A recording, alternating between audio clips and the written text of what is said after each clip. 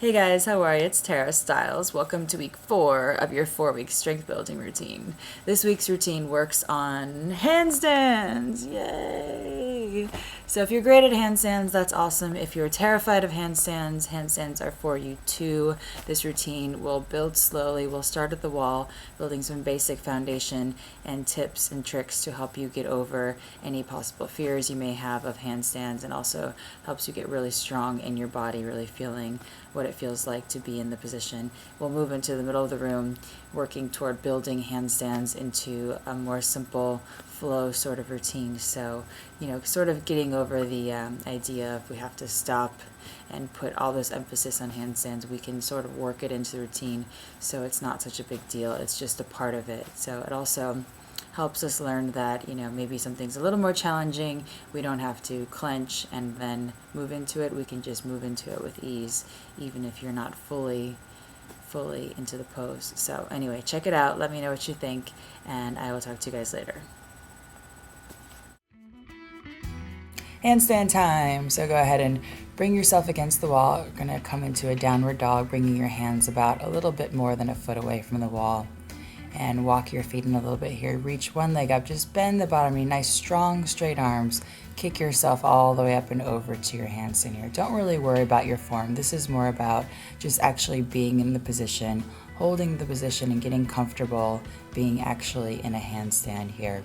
If this is fine for you, you can do sorts of things like bringing your hips against the wall, see how that feels, bringing yourself back up, maybe lowering one leg, lifting it back up, lowering the other leg. Staying here, nice, strong, straight arms will help you build a lot of strength and help you be able to do handstands without the wall if that's something you're working toward. Other than that, it's a great strength builder for your whole body in general.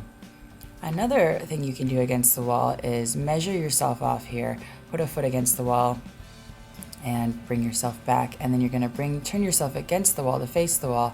Plant your hands on right where your feet were, and you're going to walk yourself up the wall. This is a less scary version. If that other version of a handstand was scary for you, this is a nice version that you can try, keeping your arms nice and straight here. Just press both feet against the wall. This lifting the leg thing is just another thing you can do. You can stay at any stage you want here, but pressing both feet against the wall evenly is a great way to build strength in a less scary way for a handstand. Nice, strong, straight arms here. When you've had enough of that, just hop yourself down and you can rest in a squat. It's a really nice way to relax your shoulders here. Breathing easy. And gently come out of that one, and you're done. So I'm going to show you a few ways to build a handstand into your regular routine here. So just come back to a downward dog, walk one leg in a little bit, lift your other leg up to a nice high downward dog split, get your hips over your shoulders. Just come to these little, what we like to call handstand rocks here. Staying with your breath, bend both knees in, soften everything up, just lift your hips over your shoulders. And the key with this one is trying to switch the legs here. So if you catch a little bit of air, that's fine. If you don't catch a little bit of air, that's fine too. I'll show you in a little bit here, just switching the legs down as you come down. It gives you something to do to help getting your hips over your shoulders here. And we'll just try that again. Lift up, bend everything and softening your breath here. Go ahead and breathe your hips over your shoulders and just switch legs. So you don't even have to come into a full handstand, just getting that feeling of hips over your shoulders. So try again, lifting up, bending everything down, softening with your breath, getting your hips over your shoulders and switching your legs. See, every time you go, you make it a little more of a hang time, a little more comfortable with getting your hips over your shoulders there, lifting it up, and then just switching. If you catch some hang time, that's always fun, but it doesn't matter. Maybe it won't happen every time, but the more and more you practice, the more it will happen easier and be more fun. So just breathe here. Take a break in child's pose. We'll come back to that in a minute here. And go ahead and bring yourself all the way back to a downward dog. Rest is important when you're playing around with handstands because you don't want your arms to just completely become wet noodles there.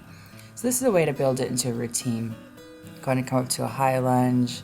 Just breathe yourself open to your warrior two, all the way back behind you. And you can just build this into pretty much any routine. Sometimes it's nice just to insert a little bit of a handstand into a routine to make it not such a big deal, not such a huge life-changing, you have to stop the class. So just pressing on, getting your hips over your heels, switching the legs, bringing it all the way back to your low lunge here, and just coming back to your downward dog. See, like nothing terrible happened, nothing crazy happened.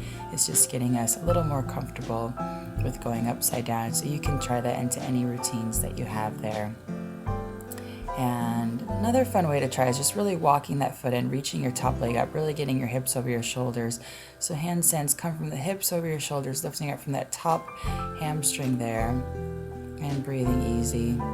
And you can start to just kind of mess around and have fun once you feel comfortable just being a little more upside down there. It'll start to feel more fun. You can play around and have a good time.